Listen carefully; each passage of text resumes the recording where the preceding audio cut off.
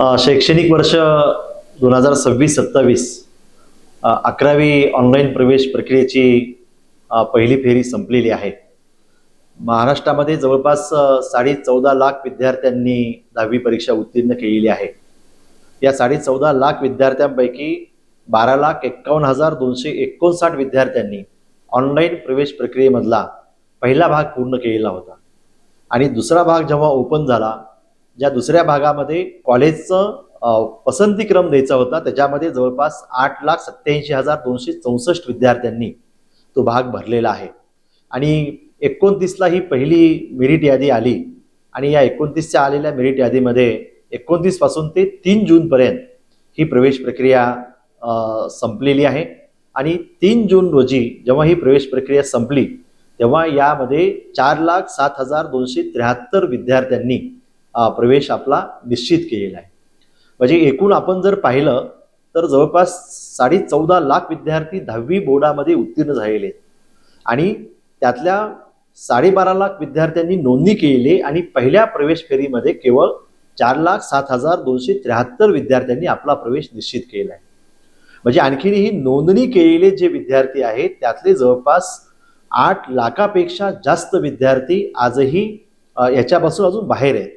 त्यामुळे आता दुसरी प्रवेश फेरी जी आहे ही दुसरी प्रवेश फेरी 5 जून रोजी दुसऱ्या प्रवेश फेरीचं वेळापत्रक शासनाकडून ते जाहीर केलं जाणार आहे शिक्षण विभागाकडून आणि त्याच्यानंतर ही दुसरी फेरी होणार आहे, त्यानंतर तिसरी फेरी होणार आहे, त्यानंतर चौथी फेरी ओपन फॉर ऑल राऊंड राहणार आहे आणि यावर्षी विशेषतः जी शेवटची फेरी राहणार आहे ती फेरी खास मुलींसाठीची ही फेरी राहणार आहे.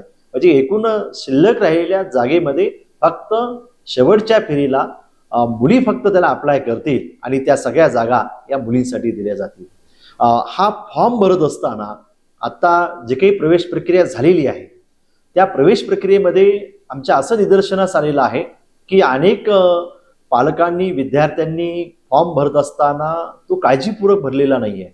कुठेतरी कॅफेवर जाऊन आपण फॉर्म भरत असू किंवा कुठे फॉर्म भरत असताना माझी या 10वी प्रवेश प्रक्रियेमध्ये म्हणजे 11वीच्या प्रवेश प्रक्रियेमध्ये जे विद्यार्थी 10वी उत्तीर्ण झालेले आहेत त्यांनी फॉर्म भरत असताना अत्यंत काळजीपूर्वक फॉर्म भरणं फार गरजेचं आहे.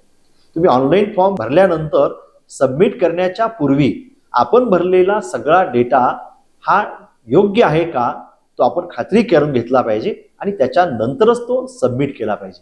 हा फॉर्म भरत असताना साध्या काही चुका झालेल्या आहेत. अनेक काही विद्यार्थी फॉर्म भरत असताना मेलच्या जागेवर फिमेल झालेले आणि त्याच्यामुळं तो अर्ज फॉर्म भरताना चुकलेला असल्यामुळं पहिल्या फेरीमध्ये त्या विद्यार्थ्यांना प्रवेश देता आलेला नाहीये आणि म्हणून त्या विद्यार्थ्यांचं नुकसान होऊ नये आणि म्हणून शिक्षण विभागानं आजच पत्र पाठवलेलं आहे आणि त्या ज्यांच्या काही अशा चुका फॉर्म भरताना झालेल्या आहेत त्यांच्यासाठी दुसऱ्या फेरीमध्ये त्या दुरुस्त करण्याची संधी ही उपलब्ध करून दिलेली आहे. खरं तर ही चांगली बाब आहे. म्हणजे दुसऱ्या फेरीमध्ये या सगळ्या विद्यार्थ्यांना आपल्या ज्या चुका झालेल्या त्या दुरुस्त करून परत नव्याने हा फॉर्म भरता येणार आहे. ज्या विद्यार्थ्यांनी फॉर्म भरलेले आहेत परत त्या सगळ्या विद्यार्थ्यांनी दुसऱ्या फेरीमध्ये सुद्धा त्या विद्यार्थ्यांनी आपल्याला पसंतीक्रम जो आहे महाविद्यालयाचा तो आपल्याला द्यायचा आहे. हा पसंतीक्रम देत असताना सुद्धा बऱ्याच वेळेस काय होतं की एखादं महाविद्यालय असतं आणि एखाद्या महाविद्यालयात ग्रँटेडच्या काही डिव्हिजन्स असतात, नॉन ग्रँटच्या काही डिव्हिजन्स असतात आणि सेल्फ फायनान्सच्या डिव्हिजन असतात. त्यामध्ये स्पेसिफिक सांगायचं झालं तर राजर्षी शाहू महाविद्यालयामध्ये सुद्धा ग्रँटच्या काही डिव्हिजन्स आहेत, नॉन ग्रँटच्या काही डिव्हिजन्स आहेत आणि सेल्फ फायनान्सच्या काही डिव्हिजन्स आहेत. तर इथं आपण पसंतीक्रम देत असताना कुठलाही विद्यार्थी हा पसंतीक्रम म्हणजे मिनिमम कमीत कमी 1 आणि जास्तीत जास्त 10 पसंतीक्रम तो देऊ शकतो.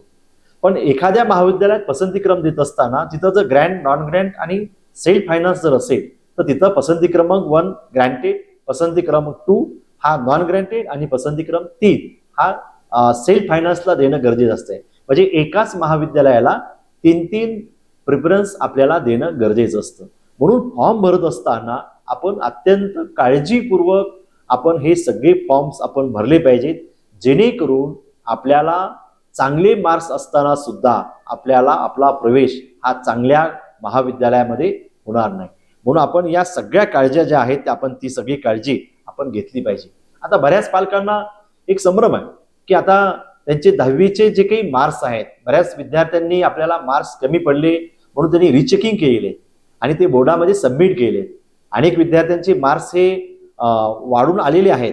तर अशा विद्यार्थ्यांना दुसऱ्या यादीमध्ये दुसरी जी काही आता फेरी होईल तिथं त्यांना प्रवेश मिळत असताना घेत असताना हे वाढीव मार्क्स टाकायचे की कसं करायचं हाही प्रश्न असतो.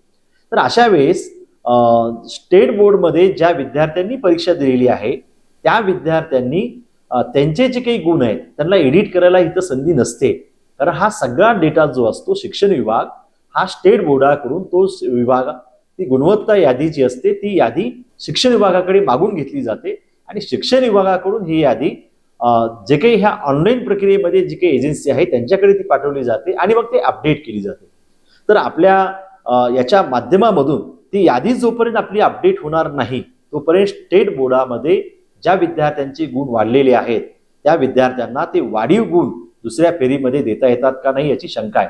म्हणून बोर्डाने सुद्धा तात्काळ ज्या विद्यार्थ्यांची मार्क्स वाढलेली आहेत त्यांची यादी शिक्षण विभागाकडे पाठवली पाहिजे आणि शिक्षण विभागाने सुद्धा ती यादी अपडेट करून जर घेतली तर दुसऱ्या फेरीमध्ये ज्या विद्यार्थ्यांची मार्क्स वाढलेले आहेत त्यांना चांगल्या महाविद्यालयामध्ये त्या विद्यार्थ्यांना प्रवेश मिळू शकतो. आणि म्हणून या सगळ्याच्या माध्यमामधून जवळपास आणखीनही आपण जर पाहिलं तर केवळ 12.5 लाख विद्यार्थ्यांपैकी 4 लाख विद्यार्थ्यांनीच फक्त प्रवेश निश्चित केलेत.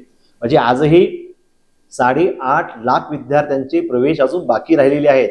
आणि म्हणून सर्वांनी त्या महाविद्यालयामध्ये महाराष्ट्रातल्या सगळ्या महाविद्यालयामध्ये म्हणजे जे काही 9,511 महाविद्यालयामध्ये ही ऑनलाईन प्रवेश प्रक्रिया पार पाडत आहे या सगळ्या महाविद्यालयामध्ये जवळपास त्यांनी त्या महाविद्यालयांनी ऑनलाईन फॉर्म भरून देण्याची सुविधा विनामूल्य उपलब्ध करून दिलेली आहे.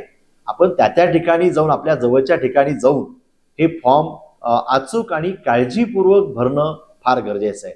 आणि म्हणून आपण पहिली फेरी असेल, दुसरी फेरी असेल, तिसरी फेरी असेल, चौथी फेरी ओपन राऊंड असेल आणि मग शेवटची 5वी फेरी याच्यामध्ये शिक्षण विभागाच्या निर्णयानुसार कधी मागे पुढे बदल होऊ शकतात. हे काही अंतिम नाही. एक फेरी संपल्याच्या नंतर जसं जशी ऍडमिशन प्रक्रिया होत जाईल त्या पद्धतीनं प्रवेशाच्या या फेऱ्या होत राहणार आहेत. आणि म्हणून माझी सगळ्या विद्यार्थ्यांना 10वी उत्तीर्ण झालेल्या सगळ्या विद्यार्थ्यांना पालकांना परत माझी विनंती असेल की आपण फॉर्म भरत असताना मात्र आपण काळजीपूर्वक हा फॉर्म आपण भरावा. काळजीपूर्वक आपण महाविद्यालयाचे पसंतीक्रम द्यावेत आणि कुठूनही फॉर्म भरत असताना आपल्याला जे पसंतीक्रम वाटतात तेच पसंतीक्रम त्या ऑपरेटरनं तिथं टाकलेत की नाही हे खात्री करून घ्यावी आणि त्याच्यानंतरच तो फॉर्म लॉक करावा आणि तो सबमिट करावा. याच्यासाठीच हा मुद्दाम आपल्यासाठी हा व्हिडिओ या ठिकाणी घेऊन आलेला आहे. धन्यवाद.